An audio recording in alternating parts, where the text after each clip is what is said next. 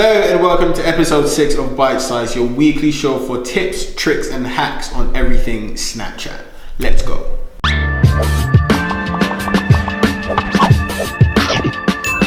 Okay, so number 1, and this has actually happened right as I'm talking to you right now, so that's pretty cool. Snapchat has just brought out group video calls, so this is very similar to how you might be able to Skype a bunch of people at a time. And I think this is a pretty cool thing. For me, Snapchat did mess up when it kind of separated out, stuff from your friends and then separated it out with other stuff on Discover, and people are spending less time there. So now what's happening is they're realizing that people go onto Snapchat for the messaging and the contacting with their friends. So by incorporating group video chat, the whole idea is that they can actually help you to spend as much time as possible on Snapchat, and then potentially saw some ads inside there as well.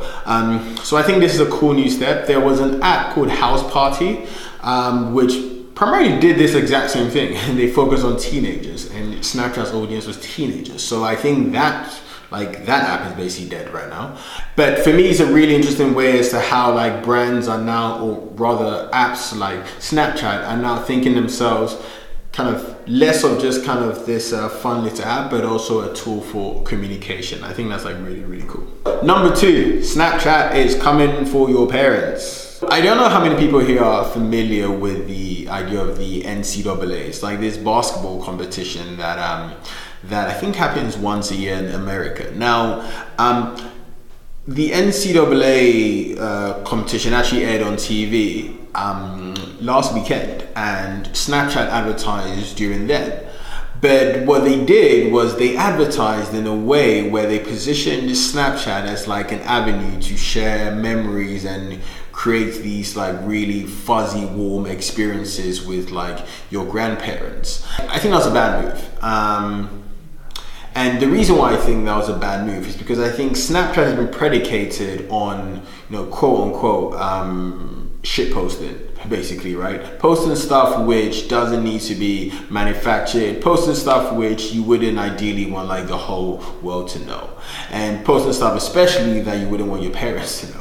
And so by kind of starting to move more into that, trying to attract older people, I think they're missing a trick here, right? And this is coming from someone who in the past had built kind of a pretty large business of Snapchat. I feel like this is a wrong step, and I feel like by focusing more on the teen angle and the young people angle is the way that they can really preserve their brand. Anything else, I feel like it's a deviation, and I think it's not going to hold them good stead. So there's my opinion on this appealing to older audiences. It might make financial sense because perhaps they can broaden out to more people, but I think in terms of from a pure engagement perspective, those people are not going to be engaged as their teens. And fundamentally, I think Snapchat wins on engagement, not just on growth.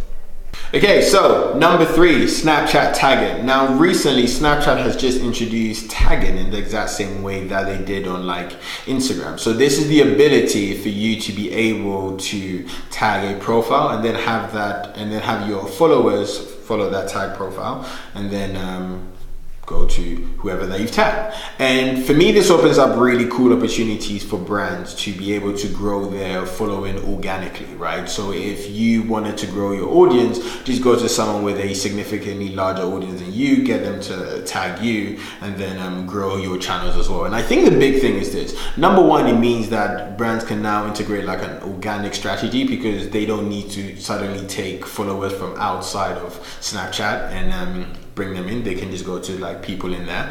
But the second thing is the opportunity for actual virality, right? Imagine if you could get a piece of content out and you could get several other people with large audiences to tag, so you could go to that Snapchat user or to that Snapchat story. That there's a really, really big opportunity where you have waves of people tagging you and sending a flood of people to your story or to your profile, and that is really how you can create virality on Snapchat. I'm really, really keen on seeing how this will affect brands and how they think about their organic strategy on Snap. Cool. So thank you. That was episode 6 of Bite Size. I'm glad that it's been useful to all of you guys. Thank you so much. If you have any questions, again, as I always say, drop it in the comments below and I'll make sure that I answer the next week. Cool. Sweet. Bye.